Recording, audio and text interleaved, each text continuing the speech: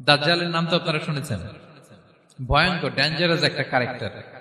পৃথিবীর শুরু থেকে শেষ পর্যন্ত এর চেয়ে বড় ফিতনা আসেনি, আসবেও না। দাজ্জালের ফিতনা। সে তার এক চোখ থাকবে, আরেক চোখ এরকম বন্ধ থাকবে, এখানে লেখা থাকবে কাফারা। কোনোভাবেই তাকে দমানো যাবে না, হত্যা করা যাবে না। আল্লাহ নবী ঈসা আলাইহিস সালাম তাকে হত্যা করবেন। তো যে ব্যক্তি সূরা কাহাফ তেলাওয়াত করবে, সূরা কাহাফের প্রথম 10 আয়াত বিশেষ করে মুখস্থ রাখবে, আল্লাহ তাআলা উসিমা মিন ফিতনাতিদ দাজ্জাল, দাজ্জালের ফিতনা থেকে তাকে বাঁচাবেন। সূরা কাহাফের মধ্যে একটা শব্দ আছে ওয়ালিয়াতালাত্তাফ।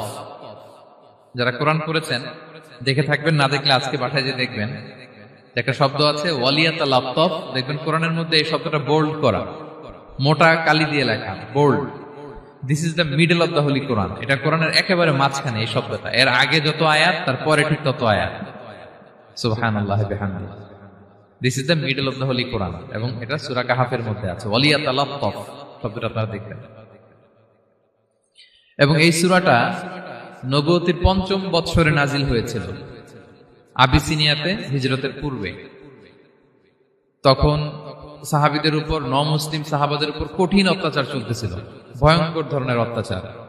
তো এই সূরাটা নাজিল করে আল্লাহ তাআলা আমাদেরকে সান্ত্বনা দিলেন এবং বুঝাতে চাইলেন এই অত্যাচার, এই জুলুমের শিকার শুধু তোমরাই হচ্ছ না, এর আগেও হয়েছে অনেকে।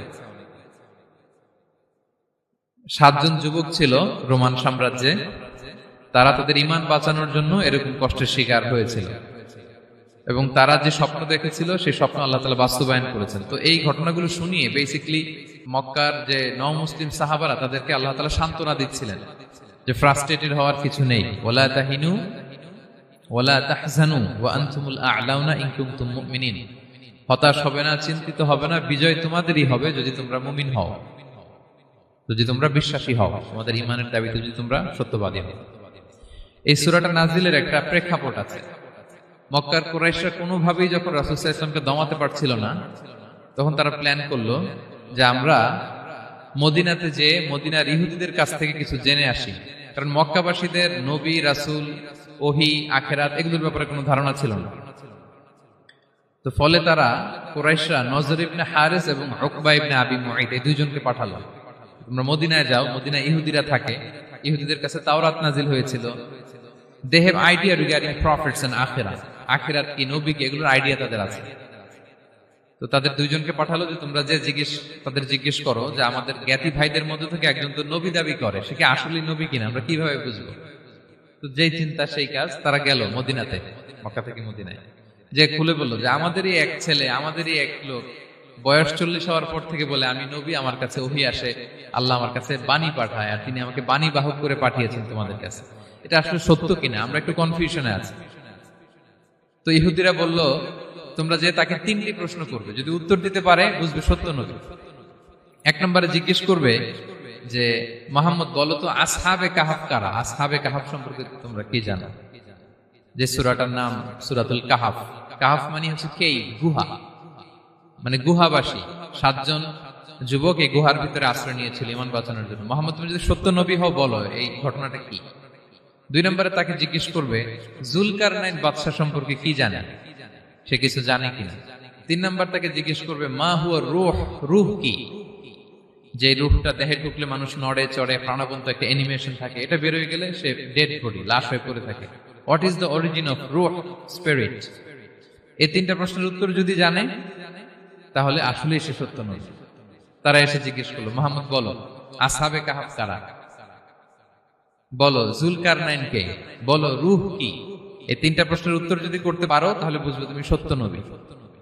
রাসূল সাল্লাল্লাহু আলাইহি ওয়াসাল্লাম বললেন ঠিক আছে যাও, আগামীকাল উত্তর বলে দেব। তিনি ইনশাআল্লাহ বলতে ভুলে গেলেন। রাসূল সাল্লাল্লাহু আলাইহি ওয়াসাল্লামের ধারণা ছিল প্রতিদিনই তো জিবরাইল কোরআনের আয়াত নিয়ে আসে, তো তারই ধারাবাহিকতায় আগামীকাল আসবে, আমি জিজ্ঞেস করে নিব এই 3টা প্রশ্নের উত্তর।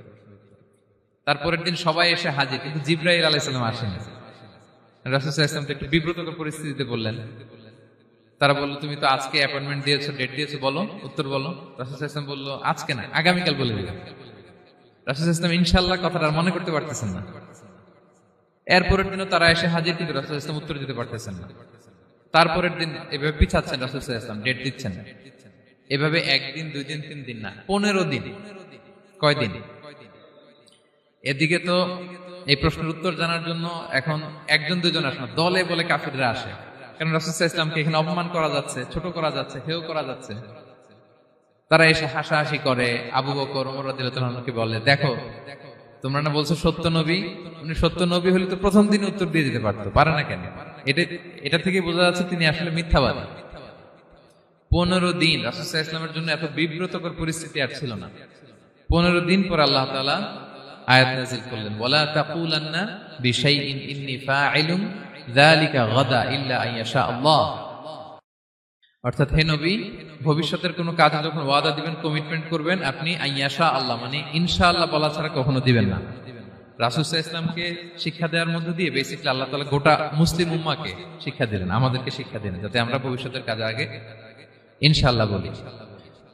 তো রাসূল সাল্লাল্লাহু আলাইহি ওয়াসাল্লাম লেসনটা পেলেন। এরপর আল্লাহ তাআলা উত্তর জানিয়ে দিলেন, আম হাসিবিতা আন্না আসহাবাল কাহফি ওয়ার রহিমি কানু মিন আয়াতিনা আজাবা।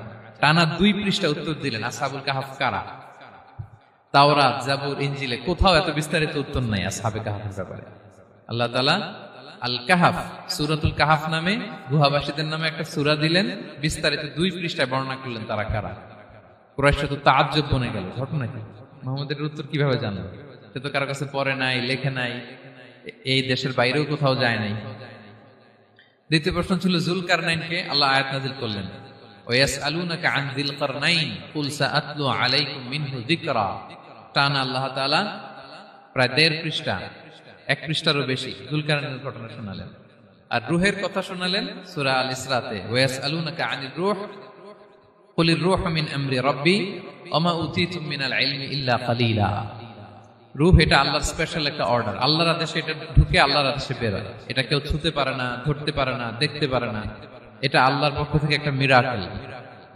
3টা প্রশ্নের উত্তর যখন আল্লাহ তাআলা দিয়ে দিলেন, রাসূল সাল্লাল্লাহু আলাইহি ওয়াসাল্লাম তাদেরকে সাবলীল ভাষায় শুনিয়ে দিলেন। তারা অবাক হয়ে গেল।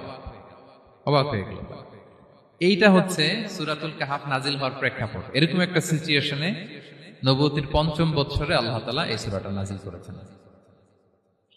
এই সূরার কিছু ফজিলত আছে। রাসূল সাল্লাল্লাহু আলাইহি ওয়াসাল্লাম জুমার দিনে এই সূরাটা আমাদেরকে তেলাওয়াত করতে বলেছেন। আপনারা তেলাওয়াত করেন তো? সূরা কাহফ যদি জেনে না থাকেন আজকে থেকে করবেন।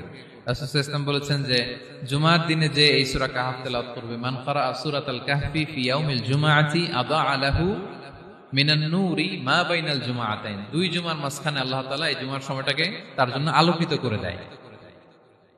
কি করে দেয়? আলোকিত করে দেয়। একটা নূর তার জন্য সেট করে, এই নূর তাকে হেদায়েতের পথে অবশিষ্ট রাখে। এটা হচ্ছে একটা। তাহলে জুমার দিন আমরা সূরা কাহফ তেলাওয়াত করব, মনে করি এটা সুন্নাহ। জুমার দিনের সুন্নাহগুলোর মধ্যে থেকে একটা সুন্নাহ হচ্ছে সূরা কাহফ তেলাওয়াত করা। আবার আরেকটা হাদিসে রাসূল সাল্লাল্লাহু আলাইহি ওয়াসাল্লাম বলেছেন, মান হাফিযা 10 আয়াতিন মিন আউয়ালি সূরাতিল কাহফি উসিমা মিন ফিতনাতিদ দাজ্জাল। যে ব্যক্তি সূরা কাহফের প্রথম 10 আয়াত মুখস্থ করবে সে দাজ্জালের ফিতনা থেকে মুক্তি পাবে। তা আমরা দাজ্জালের ফিতনা থেকে বাঁচতে চাই কি চাই না? আমরা যেন সূরা কাহফের প্রথম 10 আয়াত মুখস্থ করি, সূরা কাহফ যেন জুমার দিন আমরা তেলাওয়াত করি। So now the question arises, what is the relationship of Suratul Kahf with Dajjal? দাজ্জালের সাথে সূরা কাহফের রিলেশনটার কারণ কি? একটা মেকানিজম তো এখানে আছে। এত সূরা থাকে, রাসূল সাল্লাল্লাহু আলাইহি ওয়াসাল্লাম কেন বলেন যে সূরা কাহফ পড়লে দাজ্জালের ফিতনা থেকে বাঁচবে? কারণটা কি? এর কারণ হচ্ছে দাজ্জাল আমাদেরকে যে সমস্ত জিনিস দিয়ে ফিতনায় ফেলবে, ওই ফিতনাগুলোর সলিউশন আল্লাহ তাআলা সূরা কাহফের ভিতরে রেখে দিয়েছেন। দাজ্জাল 4টা জিনিস দিয়ে আমাদেরকে ফিতনায় ফেলবে। That's trial of faith, 1 number. ঈমানের পরীক্ষা সে আমাদেরকে ফেলবে, আমাদের বিশ্বাস নিয়ে ছিনিমিনি খেলবে সে। এটার সলিউশন আছে সূরা কাহফ, আমি বলবো আস্তে আস্তে। 2 নম্বরে দাজ্জাল আমাদেরকে ফিতনায় ফেলবে, দ্য ট্রায়াল অফ ওয়েলথ, সম্পদ দিয়ে সে আমাদেরকে ফিতনায় ফেলবে। 3 number the trial of knowledge, জ্ঞান দিয়ে সে আমাদেরকে ফিতনায় ফেলবে। 4 number the trial of power, ক্ষমতা দিয়ে সে আমাদেরকে ফিতনায় ফেলবে। দাজ্জাল 4টা জিনিস দিয়ে আমাদেরকে পরীক্ষায় ফেলবে। কয়টা? 1 হচ্ছে ঈমানি পরীক্ষা, 2 হচ্ছে সম্পদ দিয়ে পরীক্ষা, 3 হচ্ছে জ্ঞান দিয়ে পরীক্ষা, 4 হচ্ছে ক্ষমতা দিয়ে পরীক্ষা। সে ঈমানের পরীক্ষায় আমাদেরকে ফেলবে। সে এসে বলবে আমি তোমার রব, এবং এটা প্রমাণ করার জন্য যা যা দরকার আল্লাহ তাআলা তাকে সব দিবেন। সে সব করতে পারবে। সে বলবে আমি তোমার রব। যদি বিশ্বাস না হয়, তোমার বাবাকে যদি জীবিত করে বিশ্বাস করবে? অনেকে বলবে হ্যাঁ আমার আব্বাকে জীবিত করে দেখান। তো তার বাবাকে ঠিকই সে জীবিত করে ফেলবে। আসলে শয়তান তার বাবার সুরাত নিয়ে সামনে দাঁড়াবে। আরে তাই তো, এটাই তো আমার বাবা, এটাই তো আমার দাদা। মানুষ ফিতনায় পড়ে যাবে, ইমানের ফিতনায়। সে ভাববে আসলে এটাই বোধহয় আমার রব। এবং তাকে এত ক্ষমতা দেয়া হবে, তার ডান দিকে থাকবে জান্নাত, বাঁ দিকে জাহান্নাম। তার কাছে আল্লাহ এটা দিবে। যে তার কথা শুনবে তাকে সে জান্নাতে ঢুকাবে, কিন্তু জান্নাতে ঢুকে সে জাহান্নামের শাস্তি ভোগ করবে। এটা তার বাইরের মানুষ বুঝবে না, অ্যাপারেন্টলি এটা জান্নাত। আর যে তাকে মানবে না তাকে সে জাহান্নামে ফেলবে, কিন্তু জাহান্নামে ঢুকলেও সে জান্নাতের নাজ নেয়ামত ভোগ করবে। তাহলে এই যে ইমানের ফিতনায় সে ফেলে দিবে আমাদেরকে। তো ইমান কি করে বাঁচাবো, এটা সলিউশন আমি শোনাবো আপনাদের। 2 নম্বরে, সে আমাদেরকে সম্পদ দিয়ে ফিতনায় ফেলবে। যার যা লাগবে সে তাই দিতে পারবে, যা লাগবে। সে যদি আকাশকে বলে আকাশ বৃষ্টি দাও, যাকে তারা মানবে ওই এলাকায় বৃষ্টি হবে, সুজলা সুফলা শস্য শ্যামলা হবে সে সমস্ত এলাকা, ফল মূলে ভর্তি হবে, বরকত আর বরকত। আর যে এলাকার লোকেরা, জনপদের লোকেরা তাকে মানবে না, সে বলবে ওখানে বৃষ্টি হবে না, হবেও না। ওখানে খরা, দুর্ভিক্ষ, মাটি ফেটে চলছে, মানুষ না খেয়ে মরবে, মহামারী, দুর্ভিক্ষ দেখা দেবে। তখন বিশ্ববাসী মনে করবে এটাই বোধহয় আমাদের রব। তার মানে সম্পদ দিয়ে ফিতনায় ফেলে দিবে। 3 নম্বর হচ্ছে নলেজ। তার জ্ঞানের কাছে গোটা বিশ্ব হার মানবে। পূর্বের পরের যত জ্ঞান আছে সব আল্লাহ তাকে দিবে। ইলমুল আউয়ালিন ওয়াল আখিরিন। এমন কোন প্রশ্ন নেই যেটা দিয়ে তাকে আটকানো যায়। যাই জিজ্ঞেস করবেন সব জানতা, সব বলে দেয়। ভবিষ্যৎবাণী বলে দিবে, বলবে আগামীকাল ওইখানে অমুক দেশে বোমা বিস্ফোরণ হবে, হবে ওইখানে, ওখানে দুর্ভিক্ষ হবে, হবে, ভূমিকম্প হবে, হবে। সে যা বলবে তাই হবে। তার জ্ঞানের এই বহর দেখে মানুষ ফিতনায় পড়ে যাবে। 4 নম্বর হচ্ছে দ্য ট্রায়াল অফ পাওয়ার, ক্ষমতা। তার ক্ষমতার সামনে সবকিছু একেবারে ছিন্ন বিচ্ছিন্ন হয়ে যাবে, এত ক্ষমতা হবে তার। সে যেমনটি বলবে তেমনটি করতে হবে। বাতাসের চেয়ে দ্রুত বেগে সে এক দেশ থেকে আরেক দেশে চলে যাবে। তো তার এই সমস্ত অলৌকিক ক্ষমতা দেখে মানুষ ফিতনায় পড়ে যাবে। এবং এই ফিতনা, এই পরীক্ষার মুহূর্তগুলোতে মানুষ কিভাবে নিজেকে ধরে রাখবে তার সলিউশন আল্লাহ তাআলা সূরা কাহফে দিয়েছেন। এই 4টা ফিতনা থেকে বাঁচার জন্য আল্লাহ সূরা কাহফে 4টা ঘটনা উল্লেখ করেছেন। কয়টা? 1 নাম্বার হচ্ছে আসহাবে কাহফ, যুবকদের ঘটনা, 7 জন যুবকদের ঘটনা। ঈমান কি করে বাঁচাবেন, সলিউশন ওখানে। সম্পদের ফিতনা থেকে কিভাবে নিজেকে বাঁচাবেন, এজন্য একজন বাগানওয়ালার ঘটনা আল্লাহ সেখানে বলেছেন। জ্ঞানের ফিতনা থেকে কি করে বাঁচবেন, এজন্য আল্লাহ তাআলা মুসা আলাইহিস সালাম এবং খিজির আলাইহিস সালামের ঘটনা সেখানে উল্লেখ করেছেন। আর ক্ষমতার ফিতনা থেকে কি করে বাঁচবেন এটা বোঝানোর জন্য আল্লাহ তাআলা যুলকারনাইনের ঘটনা উল্লেখ করেছেন। 4টা ফিতনা থেকে বাঁচার জন্য কয়টা ঘটনা? 4টা ঘটনা। আমরা তাহলে একটা একটা করে ঘটনা শুনি, আমরা একটু উদ্ধার করার চেষ্টা করি যে কি কি সলিউশন আল্লাহ তাআলা আমাদের বাতলে দিলেন। 1 নম্বর হচ্ছে আসহাবে কাহফের ঘটনা। এটা 250 খ্রিস্টাব্দের সময়কালে রোমান সাম্রাজ্যের একজন বাদশা ছিল, নাম দাকিয়ানুস। প্রতাপশালী বাদশা, পৌত্তলিক, মূর্তির পূজা করে। ঈসা আলাইহিস সালাম বিদায় নিয়েছেন, 250 বছর হলো। তো সব নবীর ধর্মই কিন্তু ইসলাম, যদিও আমরা নাসারা বলি, ইহুদি বলি, সব নবীদের ধর্মই কি ইসলাম। তো তিনি ছিলেন পৌত্তলিক, মূর্তির পূজা করত। আর তার এলাকায় কেউ যদি ঈসা আলাইহিস সালামের নাম নিত, আখিরাতে বিশ্বাস করত, আল্লাহ বিশ্বাস করত, তাদেরকে তারা পাথর মেরে হত্যা করত।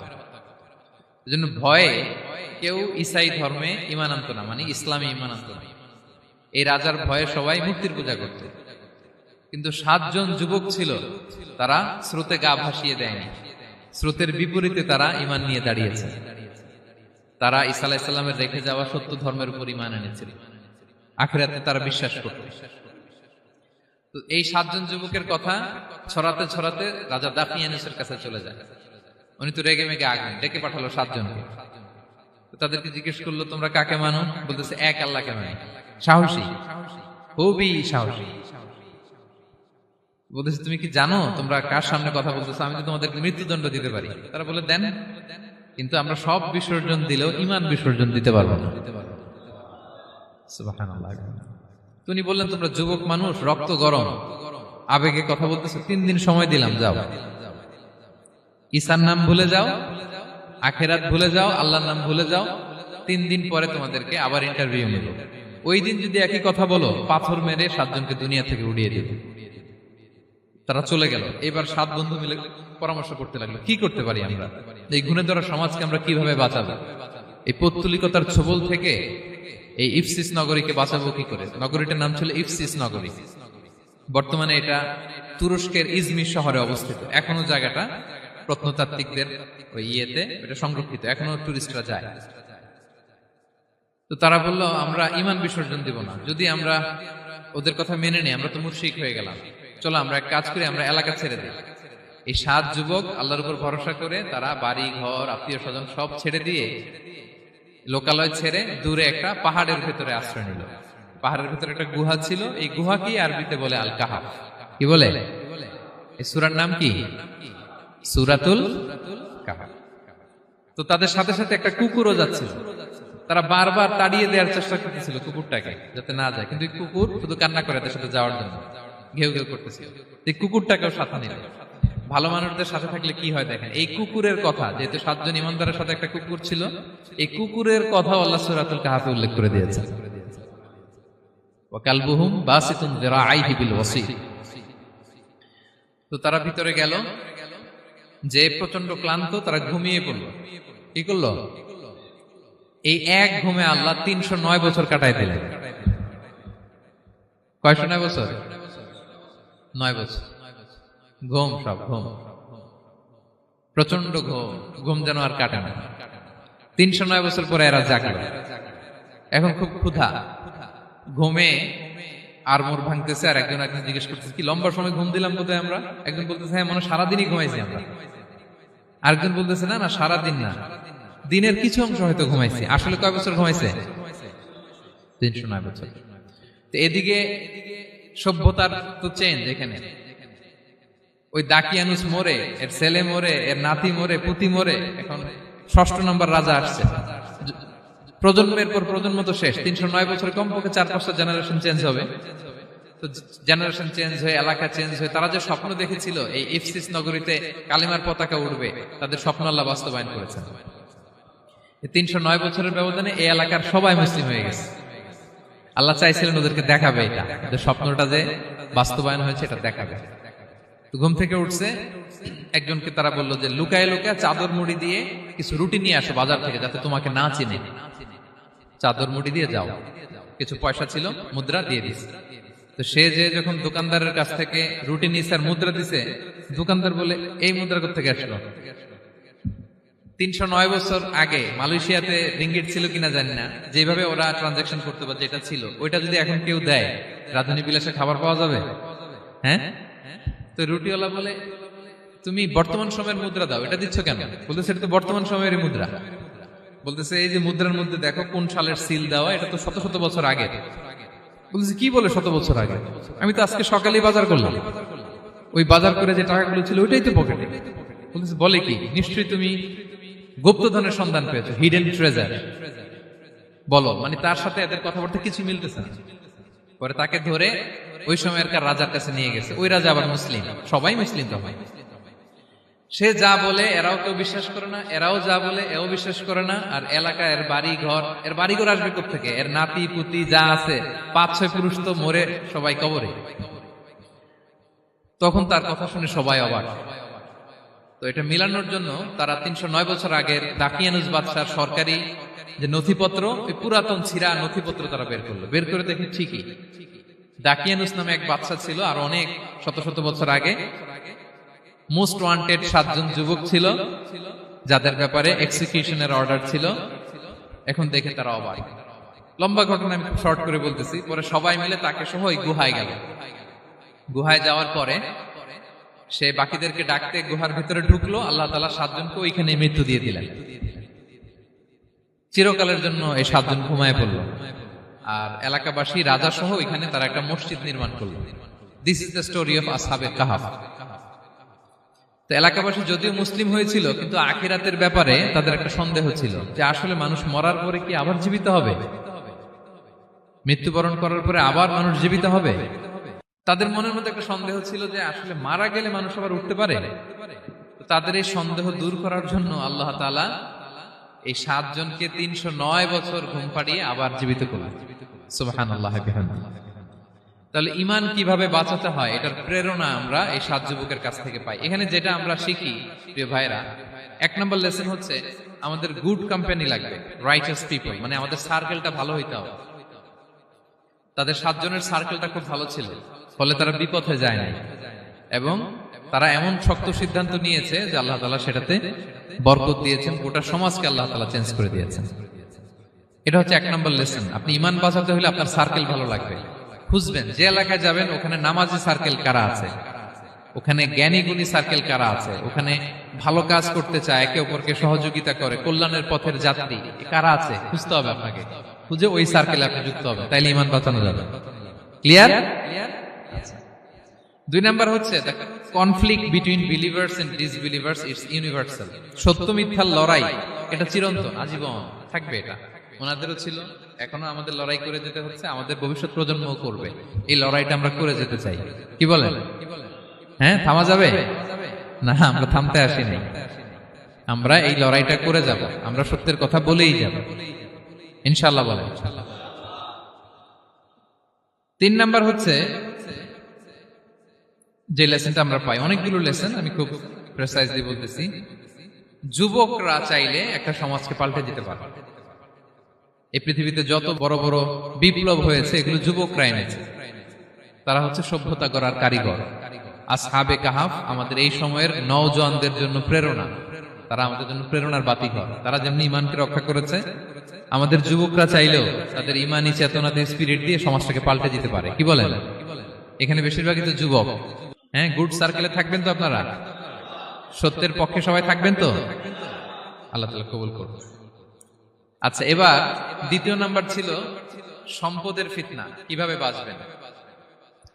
আসহাবে কাহাফের পরে সূরা কাহাফে আল্লাহ তাআলা একজন বাগানওয়ালার ঘটনা বলেছে। 2 জন বন্ধু, একজন একটু গরিব, সে বিশ্বাসী, আরেকজন ধনী, সে অবিশ্বাসী। তাকে আল্লাহ তাআলা বিশাল বড় খেজুরের বাগান আর আঙ্গুরের বাগান দিয়েছেন, বিশাল বড়, অনেক বড় বিজনেস ম্যাগনেট। তো এই সম্পদের অহংকার সে করত। সে প্রায় তার গরিব বন্ধুকে বলতো যে তোর চেয়ে আমার সম্পদও বেশি, সন্তানও বেশি, জনবল বেশি, লোকবল বেশি, অর্থবল বেশি, সব বেশি। অহংকারে তার পা মাটিতে পড়তো না। আর সে আখিরাতে অবিশ্বাস করত এবং সে বলতো যে এই সম্পদ আমারে বাঁচাবে, চিরকাল আমাকে স্মরণীয় করে রাখবে, এই সম্পদ কোনোদিন যাবে না। অনেক বড় বড় ধনীরা আছে, তারা এরকম মনে করে যে আমি এত বড় সিআইপি, হ্যাঁ, আমি এত বড় বিজনেস ম্যাগনেট, এই দিন বোধহয় আর চেঞ্জ হতে পারে না, আমার আজীবনই বোধহয় এত পাওয়ার থাকবে, এত সম্পদ থাকবে। এটা ভুল ধারণা। এটা কি ভুল ধারণা? এই যে তুরস্কে দুর্ভিক্ষ হইল না, আপনারা দেখছেন না যে অনেক সম্পদের মালিক বাড়ি ঘর ভেঙে রাস্তার ফকির। এখন ওই যে ডিফিউজিদের জন্য যে খাবার আসছে ওখানে লাইনে দাঁড়াইছে, কারণ এখন লাইনে না দাঁড়ালে খাবারও তো মিলবে না।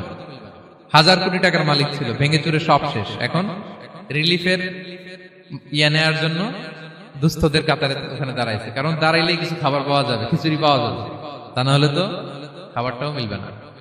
এই যে বঙ্গবাজারে আগুন লাগলো আমাদের বাংলাদেশে, 20টা-25টা দোকান ছিল অনেকের যাদের অন্যান্য বিজনেস আছে তারা হয়তো সার্ভাইভ করতে পারতেছে, কিন্তু এমন অনেক ব্যবসায়ী ছিল সব শেষ, জ্বলে পুড়ে, তার টাকা পয়সা পুঁজি স্বপ্ন সব শেষ।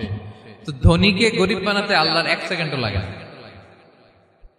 ওই বিশাল প্রাসাদ থেকে টেনে ভাঙ্গা থালা হাতে দিয়ে রাস্তায় নামাইতে আল্লাহর কয় সেকেন্ড লাগে বলেন তো? 1 সেকেন্ডও লাগে না। সো এই লেসনটা কিন্তু আমাদের নিতে হবে। এবং ওই ব্যক্তির নসিবে তাই ঘটেছিল। সে যখন অহংকার করতেছিল, আল্লাহ তাআলা আকাশ থেকে হুসবান একটা আগুন পাঠালো। ওই আগুন এসে তার আঙ্গুরের বাগান, তার খেজুরের বাগান, বিশাল মাইলকে মাইল এই বাগান জ্বালিয়ে পুরো মুহূর্তের মধ্যে সারখার করে, এবং মুহূর্তের মধ্যে সে পথের ভিখারি, ফকির। এই ঘটনাটা এনে আল্লাহ তাআলা সম্পদশালীদেরকে রিমাইন্ডার দিলেন যে এই সম্পদের ফিতনায় তোমরা পড়ে যেও না। আমরা সম্পদশালী হলে বাস্তবতা অনেক সময় ভুলে যাই। সূরাতুল হুমাজাতে আল্লাহ তাআলা বলেন ইয়াহসাবু আন্না মালাহু আখলাদা। সম্পদশালীরা মনে করে এই সম্পদ আমাকে চিরকাল বাঁচিয়ে রাখবে, চিরকাল বোধহয় এই সম্পদ আমার হাতে থাকবে। না, এটা হাতের ময়লা, আজ আছে কাল নাই, যে কোনো সময় চলে যেতে পারে। এটা হচ্ছে ম্যাটেরিয়ালিস্টিক আউটলুক, বস্তুবাদী চিন্তা থেকে এই আমাদের ধনী ভাইদের এই সমস্যাটা হয়। ভোগবাদী চিন্তার প্রভাব আর কি। সম্পদ যখন হাতে থাকে ধরাকে সরাজ্ঞান করে, মনে করে যে সবই আমার কন্ট্রোলে। না, আপনারে ওই গরিবের কাতারে আনতে, ওই রিলিফের সম্পদ নেয়ার জন্য ওই লাইনে দাঁড় করাইতে আল্লাহর 1 সেকেন্ডও লাগে না। এটা খেয়াল রাখতে হবে। আমরা যখন প্রাইভেট কারে চড়ি, মাঝে মাঝে অনেকে এসে হাত পাতে, এদেরকে ছোট করা যাবে না। গল্পটা আল্লাহ ভিন্ন করতে আল্লাহর 1 সেকেন্ডও লাগে না। ওইদিকে আমি দাঁড়ায় হাত পাততাম আর উনি প্রাইভেট কারে বসে থাকতো। আল্লাহ চাইলে এরকম করতে পারতেন না? পারতেন। তো এখান থেকে আমাদের জন্য শিক্ষা হচ্ছে, সম্পদ এটা ক্ষণস্থায়ী, আজ আছে কাল নাই। এটা ক্ষণস্থায়ী, এটাকে এভারলাস্টিং মনে করা যাবে না। এভারলাস্টিং হচ্ছে আখিরাত। ওয়ালাল আখিরাতু খায়রুল লাকা মিনাল উলা, আখিরাত তোমার জন্য দুনিয়ার চেয়ে শ্রেষ্ঠ। এবং আল্লাহ তাআলা দৃষ্টান্ত একটা দিয়েছেন যে দুনিয়ার জীবনটা হচ্ছে কামা, ওই পানির মতো, যেটা আনজালনাহু মিনাস সামা, আকাশ থেকে নাজিল করেছি। ওই পানি ক্ষেতের মধ্যে পড়ে ফসল, ফুল ফসল হয়েছে। এরপরে যখন ফসল কাটা হয়, ওই ক্ষেত খামার এগুলো তৃণলতা হয়ে যায়, ভুসির মতো হয়ে যায়। তখন বাতাসের ঝাপটায় একবার এদিকে যায়, একবার ওদিকে যায়। অনেক লম্বা উপমা, আমি সংক্ষেপে বললাম। তো শেষ আউটপুটটা হচ্ছে এটা, সম্পদ এটা মুহূর্তেই চলে যেতে পারে। সম্পদ উপার্জন জায়েজ আছে, মুসলিমরা সম্পদ উপার্জন করতে পারবে, কোনো অসুবিধা নাই। আপনি যদি ধনী হন এটা ভালো, ফলে আপনি যাকাত দিতে পারবেন, অসহায় দুস্থদের সহায়তা করতে পারবেন, কন্ট্রিবিউট করতে পারবেন। আপনি সম্পদ হাতের মুঠোয় নেবেন, কন্ট্রোল করবেন, কিন্তু এই দিকে স্থান দিবেন না। দ্যাটস ইট, তাহলেই হবে। আমরা সম্পদ কি করতে পারবো? উপার্জন করতে পারবো, কিন্তু হৃদয়ে স্থান দিতে পারবো না। হৃদয়ে স্থান থাকবে আখিরাতের। এই মাইন্ডসেট যদি আপনি গড়ে তোলেন, তাহলে সম্পদের ফিতনা আপনি কখনো পড়বেন না। এই পয়েন্টটা কি ক্লিয়ার সবার? ক্লিয়ার। 3 নাম্বার ফিতনা ছিল কিসের ফিতনা দেখি কে বলতে পারে? প্রথমটা হচ্ছে বিশ্বাস বা ঈমানের ফিতনা, 2 নাম্বার হচ্ছে সম্পদের ফিতনা, 3 নাম্বার জ্ঞানের ফিতনা। জ্ঞানেরও কিন্তু ইলমেরও একটা গরম আছে। যার ইলম আছে তার মধ্যে এই সমস্যাটা কাজ করে। সেটার জন্য আল্লাহ তাআলা মুসা আলাইহিস সালাম, খিজির আলাইহিস সালামের ঘটনা বলেন। আমি খুব সংক্ষেপে বলবো, সময় কম। মুসা আলাইহিস সালাম হচ্ছে বনি ইসরাইলের নবী, আর খিজির আলাইহিস সালাম কেউ বলেছেন নবী, কেউ বলেছেন আল্লাহর ওলি। আসলে আরবিতে ওনার নাম খদির, আমরা বাংলায় বলি খিজির। খদির মানে সবুজ। উনি যে কোনো জায়গায় বসলে ওখানে মরা গাছ, লতা পাতা এগুলো সবুজ হয়ে যেত। অনুর্বর এলাকার উপর দিয়ে হেঁটে গেলে ওটা উর্বর হয়ে যেত। তো মুসা আলাইহিস সালাম একবার ওয়াজ করতেছেন এইভাবে বনি ইসরাইলের সামনে, খুতবা দিচ্ছেন। হঠাৎ এক লোক দাঁড়ায় বলে, ইয়া নবী আল্লাহ, মান আ'লামু ফিল আরদ, বর্তমান পৃথিবীতে সবচেয়ে জ্ঞানী কে? মুসা আলাইহিস সালাম বলেন, ফাকালা আনা, আমি। কি বললেন? উনি আসলে ভুল কিছু বলেন নাই, কারণ প্রত্যেক জামানার নবীকেই আল্লাহ তাআলা সবচেয়ে বেশি জ্ঞান দিয়ে পাঠান, কারণ তার কাছে ওহীর জ্ঞান আসে, অদৃশ্যের খবর আসে, ইলমুল গায়ব আসে। কিন্তু এই উত্তরটা আল্লাহ তাআলার পছন্দ হয় না। আল্লাহ তাআলা চাচ্ছিলেন মুসা যদি বলতো আল্লাহ তাআলাই জানে কে জ্ঞানী বা আল্লাহই সবচেয়ে জ্ঞানী, এরকম হলে ভালো হতো। কিন্তু মুসা আলাইহিস সালাম কি বলছে? আমি। এখন প্রশ্ন করলো সবচেয়ে বড় জ্ঞানী কে? উনি কি বললেন? আমি। এই যে আমি এটাতে ঝামেলা আছে। আমি বড়, আমি জানি, আমি সব, দিস ইজ প্রবলেমেটিক। আল্লাহ এটা পছন্দ করলেন না। আল্লাহ তাআলা মুসা আলাইহিস সালামকে বললেন, মুসা তুমি যে বলছো তুমি জ্ঞানী, না তুমি জ্ঞানী না, তোমার চেয়ে বড় জ্ঞানী আছে। মুসা আলাইহিস সালাম বলে, তাই নাকি? আমার চেয়ে বড় জ্ঞানী কে? তো আল্লাহ তাআলা বললেন, ইযহাব ইলা মাজমাইল বাহরাইন, 2 সাগর বা 2 নদীর মিলনস্থলে যাও, ওখানে আমার এক বান্দা আছে তোমার চেয়েও জ্ঞানী। মুসা আলাইহিস সালাম বললেন, তাই নাকি? তো আল্লাহ, আমি কিভাবে চিনব উনি কোথায় থাকে, কিভাবে বুঝবো? আল্লাহ বললেন, একটা বড় মাছ নাও, এটাকে ফ্রাই করো, এটাকে ফ্রাই করে একটা ঝুড়ির ভেতরে নাও, যেখানে এই মাছটা সাগরে ঢুকে যাবে ওখানে আমার বান্দাকে পাবে। তো উনি ওনার সহযোগী ইউশা ইবনে নুনকে নিয়ে হাঁটতে লাগলেন। হাঁটতে হাঁটতে এক জায়গায় ক্লান্ত হয়ে পাথরের পাশে বিশ্রাম নিলেন। ওই পাথর থেকে আবার এক ধরনের পানি বের হয়, এই পানিটারে বলে আবে হায়াতের পানি, মাউল হায়াত, জীবন নদীর পানি। এই পানি কোনো মৃত প্রাণী বা বস্তুর গায়ে লাগলে ওটা জীবিত হয়ে যায়। তো ওনারা পাথরে হেলান দিয়ে বিশ্রাম নিচ্ছিলেন। ওই পানি ওই ফ্রাই করা মাছের গায়ে লাগার সাথে সাথে মাছ জীবিত হয়ে ঝুড়ি থেকে বের হয়ে সাগরে ঢুকে গেছে। ওনারা আর খেয়াল করেন না। এরপর আবার হাঁটতে লাগলেন। হাঁটতে হাঁটতে যখন ক্লান্ত শ্রান্ত, তখন বলে, এই ইউশা, আমাদের ওই মাছ, ফ্রাই মাছটা দাও, এখন খাই। ঝুড়ি খুলে দেখে মাছ নাই। মাছ গেল কোথায়? তখন ইউশা বললো, হয়তো আমরা যে পাথরের ওখানে বিশ্রাম নিয়েছিলাম ওখানে আমরা মিসিং, ওখানে হারাই ফেলছি। চলো চলো, আরে ওইদিকে তো যাইতে হবে আমাদের। উনি গেলেন, যে দেখে মাছ যে জীবিত হয়ে বালুর এদিকে নাড়াচাড়া করতে করতে সাগরে ঢুকে গেছে, ওখানে দাগ আছে। মুসা আলাইহিস সালাম ঢুকলেন সুরঙ্গ, ঢুকে দেখে চাদর গায়ে দিয়ে এক লোক শুয়ে আছে। সালাম দিলেন, আসসালামু আলাইকুম। ওই লোক চাদর আর সরায় না, ভিতর থেকে বলতেছে ওয়ালাইকুম আসসালাম। তো চাদরের ভিতর থেকে উনি বলে মান আন, তুমি কে? মুসা আলাইহিস সালাম বললেন আনা মুসা, আমি মুসা। উনি বলেন মুসা বনি ইসরাইল, বনি ইসরাইলের মুসা? বলেন হ্যাঁ। কেন এসেছো? এবার চাদর খুললেন, বলতেছে আপনার কাছ থেকে কিছু শিখতে আসছি। আল্লাহ বলছে আপনি নাকি সবচেয়ে বড় জ্ঞানী। আমি ভুল করে বলে ফেলছিলাম আমি, আল্লাহ বলছেন যে আপনি নাকি জ্ঞানী। বলতেছে না, তুমি আমার জ্ঞান নিতে পারবে না, ওই ধৈর্য শক্তি তোমার নাই। মুসা আলাইহিস সালাম বললেন যে আপনি যে কোনো শর্তে আমাকে একটু রাখেন কয়েকদিন আপনার সাথে, আমি রাজি। বললেন না তুমি পারবে না। মুসা আলাইহিস সালাম জোর করতে লাগলেন, অবশেষে খিদির আলাইহিস সালাম রাজি হলেন। বললেন শর্ত হচ্ছে আমি যাই করি আর না করি আমাকে কোনো প্রশ্ন করা যাবে না। মুসা আলাইহিস সালাম বললেন ওকে। সফর শুরু হলো। সামনে নদী, এক লোক তাদের নৌকা দিয়ে নদী পার করায় দিল। নদী পারাপারের পর খিজির আলাইহিস সালাম লাঠি দিয়ে নৌকার তলাটা ছিদ্র করে দিলেন। মুসা আলাইহিস সালাম বললেন ইন্না লিল্লাহি, এটা আপনি কি করলেন? ওরা আমাদেরকে নদী পার করে দিল, আর যে ভাড়াটা আসছিল এটাও নিল না, আমাদেরকে সম্মান দেখালো, আপনি নৌকা ছিদ্র করে দিলেন। খিজির আলাইহিস সালাম বলছে এই যে আমি বলছিলাম না তুমি ধৈর্য ধারণ করতে পারবে না, যাও তোমার রাস্তায় তুমি, আমার রাস্তায় আমি। মুসা আলাইহিস সালাম আবার ক্ষমা চাচ্ছেন যে আপনি আমার ক্ষমা করেন, আমি তো ভুলে গেছি, আর প্রশ্ন করবেন না। চলতে লাগলেন। হঠাৎ বাচ্চারা খেলতেছে, এক বাচ্চাকে ধরে হত্যা করলেন খিজির আলাইহিস সালাম। এবার তো মুসা আলাইহিস সালাম রেগে গেছে, আপনি করলেনটা কি? নিষ্পাপ ফুলের মতো শিশুকে হত্যা করলেন। খিজির আলাইহিস সালাম বলে এই যে আমি জানতাম যে তুমি ধৈর্য ধারণ করতে পারবে না, তোমার রাস্তা এক, আমার রাস্তা এক, যাও। এবার মুসা আলাইহিস সালাম করজোর করতেছে যে this is the last chance, একটা ফাইনাল চান্স দেন, একটা সুযোগ দেন, আর আমি প্রশ্ন করবো, এটাই লাস্ট। বলেন ওকে ঠিক আছে। হাঁটতে হাঁটতে এক ইহুদি বসতির সামনে যে হাজির, দুজনই খুব ক্ষুধার্ত, খাবার চাইলো, এরা আবার কৃপণ, খাবার দিল না। তো খিজির আলাইহিস সালাম বললেন ঠিক আছে, খাবার যেটা দিচ্ছেন আমরা চলে যাই। যাওয়ার পথে দেখতেছে এই এলাকার একটা দেয়াল ভেঙে পড়ে যাবে। তিনি বললেন মুসা চলো এটা ঠিক করে দেই। দুইজন মিলে প্রচন্ড ক্ষুধায় এটা সেটা এনে দেয়ালটা তৈরি করতেছে। মুসা আলাইহিস সালাম তো এমনি রাগী, পেটে আবার ক্ষুধা, আবার বলছে কিছু বলাও যাবে না। তিনি এবার আর প্রশ্ন করেন, বলতেছে ওরা এত কিপটামি করলো আর আপনি এটা করে দিলেন, আপনি তো চাইলে এটা টাকা নিতে পারতেন, পারিশ্রমিক নিতে পারতেন চাইলে।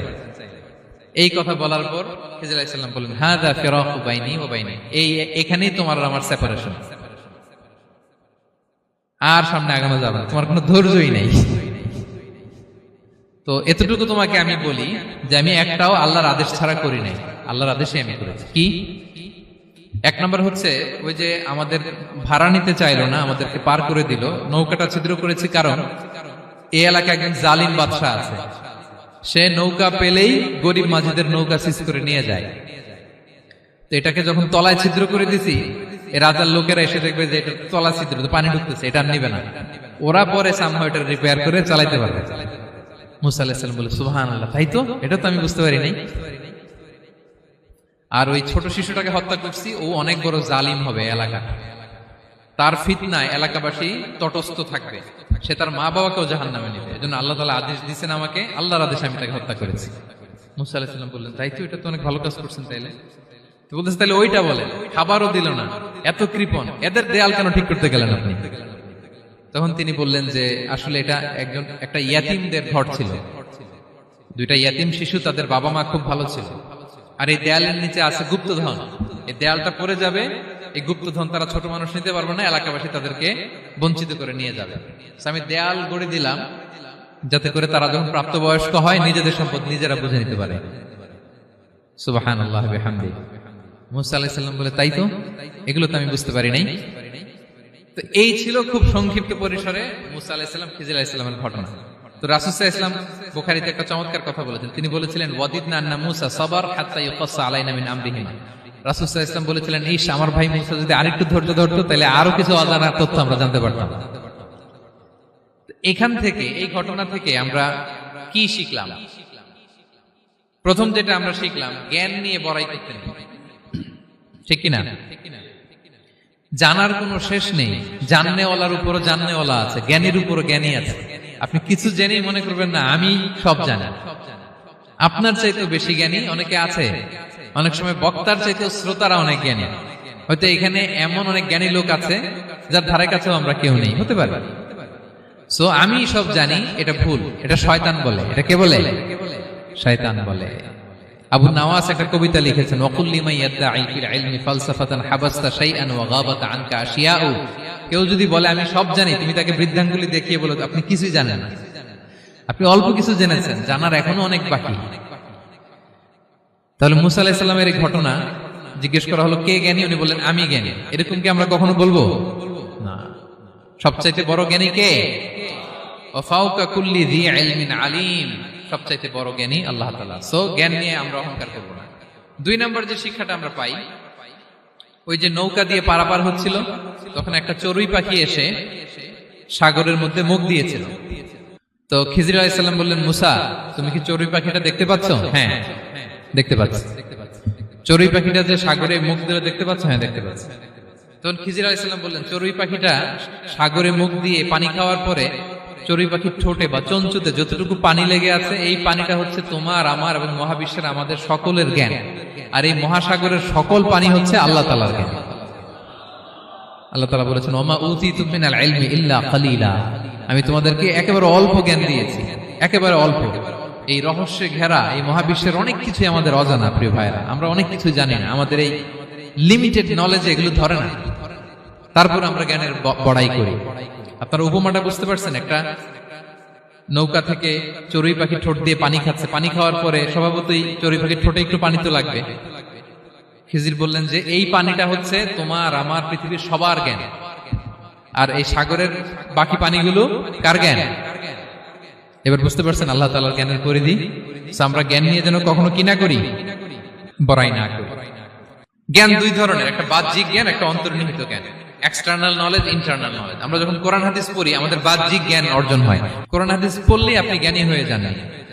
এটা কোরআন হাদিস পড়তে হয়, এটা ডাইজেস্ট করতে হয়, এটার উপর আমল করতে হয়। এই জ্ঞান অর্জন শেষে এরপরে আল্লাহর প্রিয় বান্দাদেরকে আল্লাহ অন্তরে ইলমের নূর দেন, ইলহাম দেন। That is the knowledge, that is the pure knowledge. আপনি হাফেজের কোরআন হয়ে ভাবেন না আপনি সব জানেন, আপনি বুখারী মুখস্থ করে ভাবেন না সব জানেন। এই সব জ্ঞান অর্জন করার পরে ইলমের নূর হাসিল হয়, সেটা আল্লাহ সবারে দেয় না।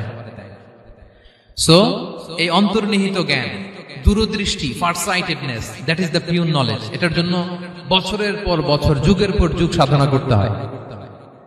সেটার জন্য এই জ্ঞান অর্জনের জন্য 3টা জিনিস করতে হয় ইলমের নূর অর্জনের জন্য। কয়টা? 1 হচ্ছে বিনয়, 2 হচ্ছে সফর, 3 হচ্ছে সবর। আবার বলি, 1 হচ্ছে বিনয়, 2 হচ্ছে সফর, 3 হচ্ছে সবর। আল্লাহ তাআলা আল্লাহর নবীকে তাওরাত দেওয়ার পরেও আরো ট্রেনিং সেশন করাইছেন খিজির আলাইহিস সালামের কাছে। যাও, ওনার কাছে গেলে তুমি ছোট হবা, নত হবা। জ্ঞান যদি আমি নিতে চাই আমাকে ছোট হইতে হবে। ধরেন একটা গ্লাস থেকে একটা খালি গ্লাসে পানি ঢালবো, তো যেটাতে নেওয়া হবে এটা উপরে থাকলে হবে? যেই গ্লাসটার মধ্যে পানি আছে এটা উপরে থাকবে, ওইটা ব্ল্যাঙ্ক গ্লাসের মধ্যে পড়বে। আপনি নলেজ ইলম নিতে চাইলে আপনাকে নিচে থাকতে হবে, উনি উপরে থাকবে। আপনার শায়েখ আপনাকে দিবে, আপনার উস্তাদ আপনাকে দিবে, আপনার মুর্শিদ আপনাকে দিবে। বুঝতে পেরেছেন? তাহলে আমাদেরকে হাম্বলনেস লাগবে। শিখতে হইলে হাম্বল হইতে হয়, বিনয়ী হইতে হয়। আচ্ছা, 2 নাম্বার সফর করতে হয়। এটা আল্লাহ মুসা আলাইহিস সালামকে দিয়ে করাইছেন, যাও পিছে পিছে উস্তাদের পিছে পিছে ঘুরো। তো এজন্য সফর করতে হয়। এখন ঘরে বসে অনেক কিছু জানা গেল, উস্তাদের সান্নিধ্য লাগে, সফর করতে হয়। আমাদের ক্লাসিক আলেমরা হাদিস কালেকশনের জন্য শহরকে শহর সফর করতেন। এখনো আমাদের আলেমরা দেওবন্দে যায়, মিশরে যায়, মদিনায় যায়। এখানকার মালয়েশিয়ান স্টুডেন্টরাও দেশে বিদেশে যে নলেজ অর্জন করে। সফর আপনাকে লাগবে। তাহলে বিনয়, সফর, 3 নম্বরে কি? সবর। ধৈর্যশীল হইতে হবে। দেখেন মুসা আলাইহিস সালাম বারবার প্রশ্ন করে ফেলতেছেন, বারবার ওয়াদা ভঙ্গ করতেছেন। এরকম করলে হবে না, ধৈর্য লাগবে। ধৈর্যের বলে বলিয়ান হলে তখনই আপনার মধ্যে ইলম আসবে। তাহলে জ্ঞানের ফিতনায় পড়ার আর আমাদের কোনো সম্ভাবনা আছে? আমরা বিনয়ী হব, আমরা জ্ঞান আল্লাহর দিকে ফিরাই দেব। আমরা বলবো উনি সবচেয়ে ভালো জানেন। পারা যাবে তো ইনশাআল্লাহ? আচ্ছা, আমি একেবারে শেষ পর্যায়ে চলে আসছি, 2 মিনিটের মধ্যে শেষ করে দিচ্ছি। 3 নাম্বার ছিল কিসের ফিতনা? 4 নাম্বার ক্ষমতার ফিতনা। এই ফিতনা থেকে বাঁচার জন্য সর্বশেষ আল্লাহ তাআলা যুলকারনাইনের ঘটনা বলেছেন। অনেক বড় বাদশা ছিলেন, পৃথিবীতে 4 জন বাদশা গোটা বিশ্ব শাসন করেছেন। 2 জন কাফির, 2 জন মুমিন। কাফির একজন হচ্ছে নমরুদ, যিনি ইব্রাহিম আলাইহিস সালামকে আগুনে ফেলেছিলেন। আরেকজন হচ্ছে বখতে নাসার, যাকে ইংরেজিতে বলে নেবুচারনেজার দ্য সেকেন্ড, দ্বিতীয় নেবুচারনেজার। তারা কোনো নির্দিষ্ট এরিয়ার বাউন্ডারির বাদশা না, গোটা বিশ্বের বাদশা ছিলেন। এই 2 জন কাফির। আর 2 জন বাদশা ছিলেন গোটা বিশ্বকে শাসন করেছেন, তারা ছিলেন মুমিন।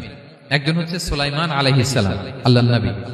আরেকজন হচ্ছে যুলকারনাইন, গোটা বিশ্ব শাসন করেছেন, প্রাচ্য থেকে পাশ্চাত্য সব জায়গায় তিনি গিয়েছেন, ইসলামের বাণী প্রচার করেছেন, জালিমদেরকে শায়েস্তা করেছেন। তো এরকম দিক বিদিক তিনি জয় করতেছিলেন। অনেকে জুলকারনাইনকে আলেকজান্ডার দ্য গ্রেটের সাথে গুলিয়ে ফেলে না। ম্যাসিডোনিয়াতে যে আলেকজান্ডার দ্য গ্রেট ছিল, উনি আর জুলকারনাইন এক নন। জুলকারনাইন হচ্ছে আল্লাহ তাআলার প্রিয় একজন বান্দা, অনেক বড় সাহসী বীর পুরুষ ছিলেন, গোটা বিশ্বে ইসলাম প্রচার করেছেন। করতে করতে করতে করতে অনেক বড় ঘটনা, আমি সব শেষের ঘটনাটা বলি। উনি জর্জিয়া, বর্তমান যে জর্জিয়ার তিবলিসি এরিয়া, এখানে এসে একটা এলাকার সন্ধান পেলেন, যারা ওনাকে এসে বলল যে এখানে একটা জঙ্গলি গ্রুপ আছে যাদের নাম ইয়াজুজ মাজুজ, তারা এসে আমাদের উপর হামলা করে। হে জুলকারনাইন, আমরা আপনাকে ট্যাক্স কালেক্ট করে দিচ্ছি, আপনি তাদের মাঝে আর আমাদের মাঝে একটা প্রাচীর তৈরি করে দেন। আপনারা ইয়াজুজ মাজুজের নাম শুনেছেন না? ইংরেজিতে বলে গগ ম্যাগগ। নূহ আলাইহিস সালামের 4 সন্তান ছিল, হাম, সাম, ইয়াফাস, কানাআন।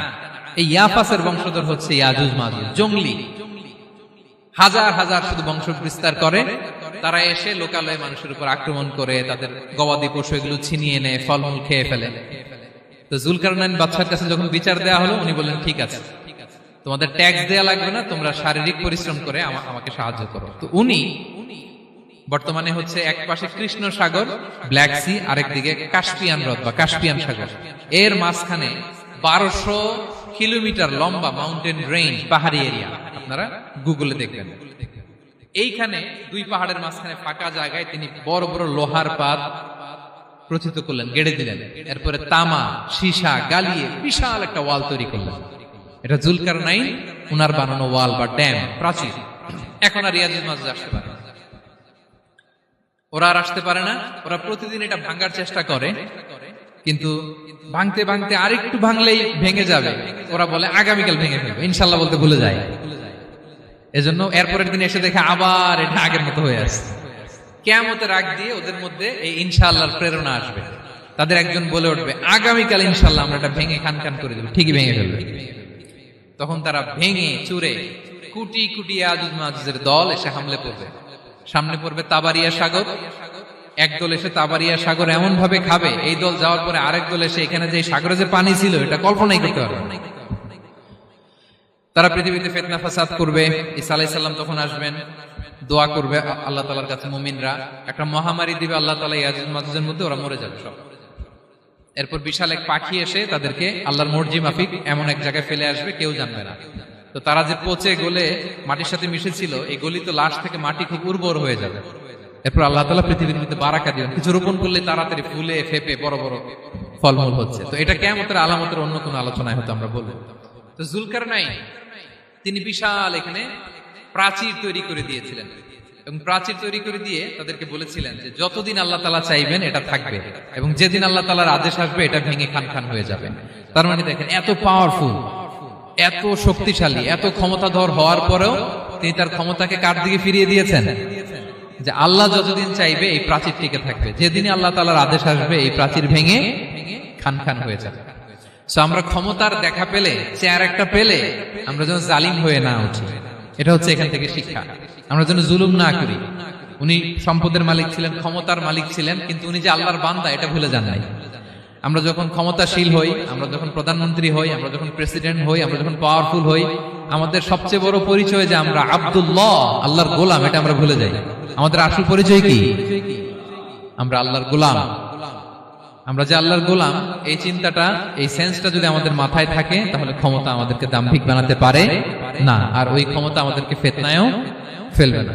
তাহলে সম্মানিত সুধী, দাজ্জাল কয়টা জিনিস দিয়ে আমাদেরকে ফিতনায় ফেলবে?